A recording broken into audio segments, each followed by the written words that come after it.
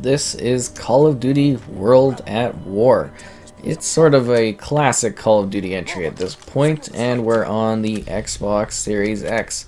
So we're benefiting from an improved resolution and a smoother FPS. We're also getting HDR support here, which is kind of a big boost for the game. Now with that, some of the edges on this one still aren't quite as necessarily sharp as I've seen in other games, but it still is generally actually quite improved visually over what I played even on the 1X, so that's kind of really impressive to see. So in the game, there's a couple different modes. We've got the campaign, we've got the multiplayer, which was a really gritty, dark kind of following after the Modern Warfare revitalization that really kicked off the franchise. But yeah, it's kind of really interesting to see the game at this point, how smooth it is and everything like that. It's kind of wild. And then there's also zombies, a very primitive version of zombies. And I totally forgot to, I think, save one guy I'm supposed to save. Oh, they're burning alive. My bad. But yeah, it's got a really gripping, intense campaign that follows an interesting theater of war, one that's really quite dark and, you know, almost messed up. Sorry about that, man.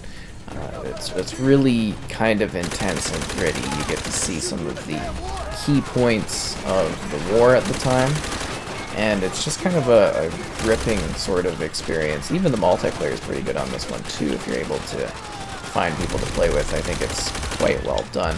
But yeah, it's just kind of got like a really epic, interesting story. And it's a story that I think still holds up as being something that's like kind of awesome to play. It's really intense, and I think as a historical thing, it's kind of an interesting, you know, perspective to see on this particular theater of war, and also like the Russian theater of war too. You really get a unique perspective throughout this game. You know, they did a really good job on showing these, you know, kinds of campaigns that you don't normally see in war games, and I thought that was kind of important. Oh, we're being quiet here. And I think if you've never played this one, that the campaign is still something that you should at least check out. Even if you can't necessarily find people online, I think the campaign is just really, really beautifully handled. It's dark, it's got a decent length to it. Different types of missions too, because this was one of the Call of Duties that had vehicles, and then afterwards we really didn't see vehicles for a long time. Even though the vehicles in this one are very simple, they're just like tank based, but you know, you get different types of missions, which I thought were really cool and different in this. Definitely a unique sort of entry in the series, that's for sure. I think memorable just due to the grittiness and the intensity, especially from, you know, these specific type campaigns where there's some really unexpected situations that happen. Like, you really do get sort of shocked and surprised at some of the situations that come up in regards to like who you're battling and stuff. Just things you don't expect from the foes, and then on top of that, you know, you've got some pretty deadly weapons that you get access to, like such as the flamethrower, which is kind of badass but also intense. And then there's like segments where it kind of gets really dark and scary, not tonally but literally a dark scenario, which is kind of definitely a little unsettling, needless to say. Oh, and there's like little things, I think, yeah, pop the lights and stuff, which is really cool. But I think the touch-ups on this one were definitely needed to kind of preserve this excellent entry in the series. I don't think this is ever going to be really a candidate for them sort of like remastering or boosting it. Maybe it would be a really good standalone campaign if they were to do that kind of thing, but yeah, I don't see that necessarily happening. Yeah, ambush, always a deadly situation. These are the kinds of moments I'm talking about. They're crazy and they happen fairly often in the story here. And it's just kind of like an unsettling type of war, because I don't even think later Call of Duty games quite have these like random pop-out kind of scare you moments, which is kind of crazy. And then also you get all the different weapons at the time. You know, nowadays you do like a game like this, historically it's kind of, they had some silly little touch-ups and stuff, at least from what I've seen. But with that, we're going to switch over to try and show off the multiplayer and the zombies too, because those modes are kind of fun and definitely part of the overall package that I want to share, that is World at War. So this is the multiplayer component of the game. It was very hard to find a match, but if you get on at the right time, you run into the right group of people, yeah, you can definitely find matches of this game still being played as we're showing here. It was a pleasant surprise. I had to try a couple different times of the day, but definitely got into some matches, at least of team deathmatch, so that's kind of cool. Yeah, I am going to actually be showing off 2 of the same map. I did join another level, but nobody was in it. Everybody left, so I had to join into the other match, which became the same level twice. So if you're wondering why I'm doing the same level twice in a row, you kind of take what you get when it comes to being able to play the game, because everybody will quit out, you'll lose players. It's just how it goes. So this was a very interesting multiplayer because it kind of went in the exact opposite direction of what they were doing with Modern Warfare. So Modern Warfare came out prior to this, and it really changed the game. So the multiplayer and the game itself basically entirely takes off of the concepts and the design that Modern Warfare had provided. And it does a number of interesting things with that, because I think they still assume people were really into the whole, old school World War setting. And I think it was fairly successful, but then they did Black Ops later, and that one was, really quite big.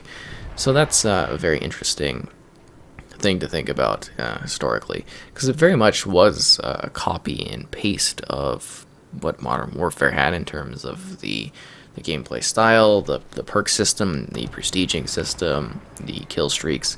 It just, put its own sort of flair on it. We had like dogs that would come in. Those dogs, still got nightmares about those ones running onto the map. But, they did that kind of thing with it, which I thought was kind of interesting.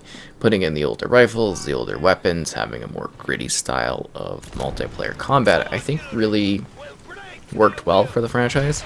And they did do some slightly different modes, but it was very much the same sort of thing you experienced, but in a World War setting. That's really what it was. Now, I didn't like this one as much as I liked Modern Warfare, because I thought Modern Warfare was just like a crazy, huge upgrade over, even what this had to offer. But looking back, I kind of appreciate this one a bit more. Just looking at the multiplayer, because that's what we're doing right now. We'll show the zombies a little bit later.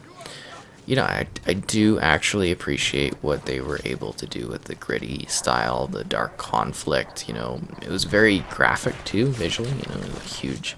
The bouncing Bettys were nasty, and you could really just tear people apart in this one. They went really visceral with the setting in it, and I don't necessarily think they have kept that style later on, the level of sort of visceral combat. I mean, every once in a while, some of the Call of Duty games get some really gory scenes, and you know what I'm talking about. But in the multiplayer focus, this one really was quite a change-up, and I actually did have a decent time with this. I think I hit like 7th prestige or something like that, so I obviously put in a good amount of time in the multiplayer. It was interesting. I usually played it with some pal or something. He did like hardcore. I wasn't huge on hardcore, but that's what I wanted to play, so whatever, doing search and destroy, and doing those kinds of modes. I think maybe headquarters was one of them too in this one. Really got to think back to the different kinds of levels. I know I did a lot of search in this one, because it actually leaned into search and destroy quite well. I think the maps were also pretty good. This was also the last one in a very long time to do vehicles. And then they started adding vehicles back like a long time later. This one was basically just tanks, though.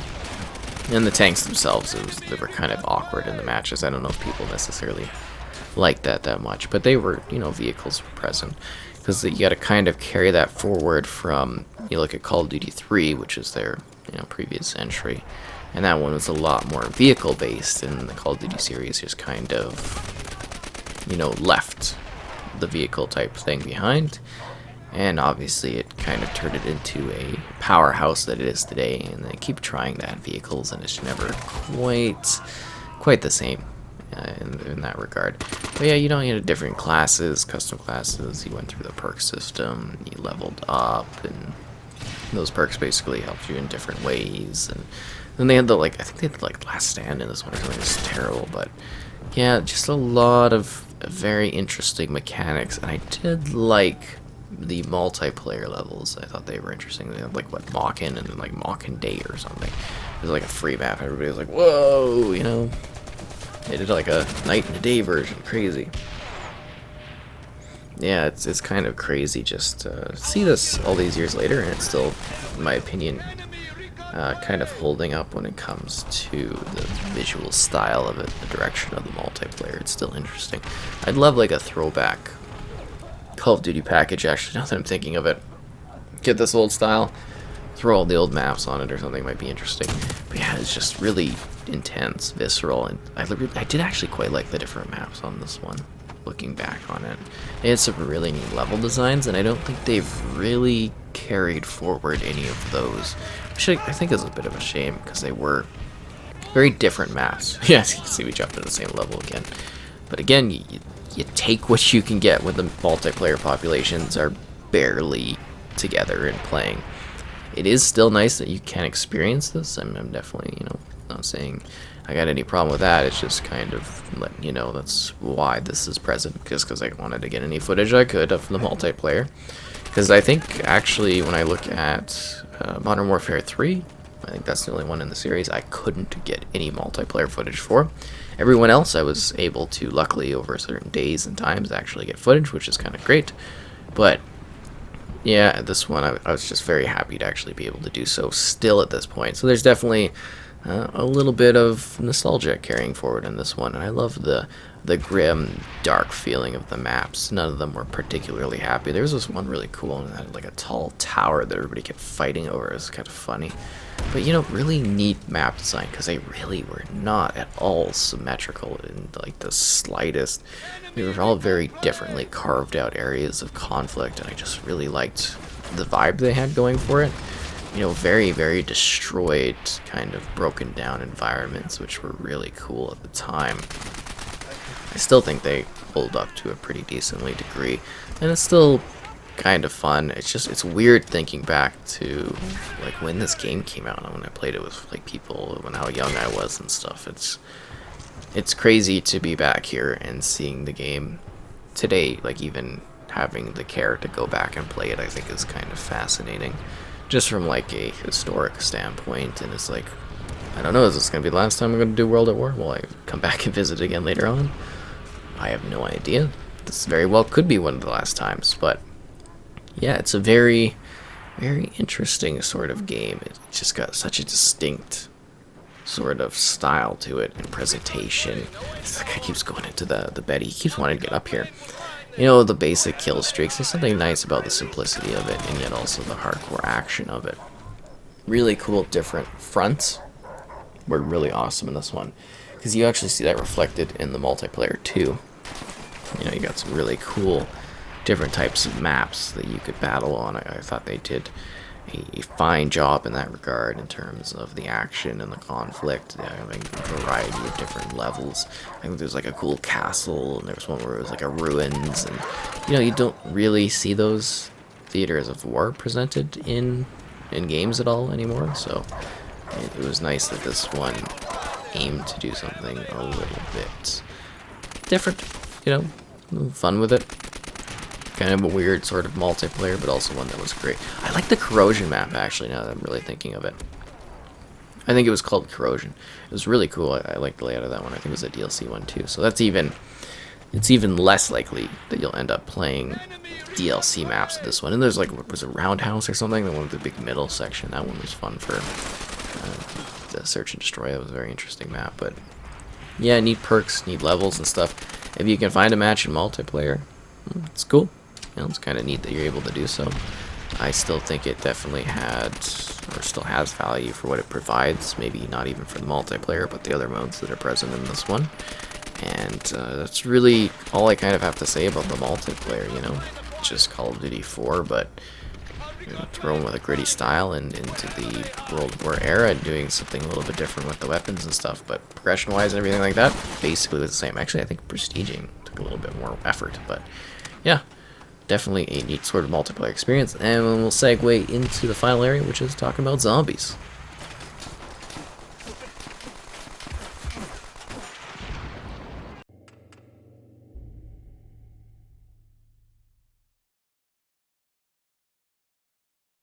So as you can see, loads pretty fast. That was really quick.